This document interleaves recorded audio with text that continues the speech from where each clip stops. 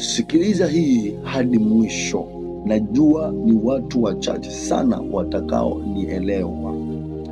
Kitanda alichokilalia mama yako na baba yako, usilale wewe mtoto na mpenzi wako katika kitanda ambacho baba yako na mama yako wanakilalia.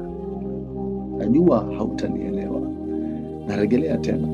Kitanda alichokilalia mama yako na baba yako, usiruhusu wewe kijana wa kiume au wa kike ukamleta mchepuko au mpenzi wako ndani ya kitanda kile kile kilicholaliwa na baba yako, maana utapokea laana, utapokea uchafu, utapokea kutengwa na watu, kwa sababu radhi za wazazi wako zitakuwa zipo karibu na wewe.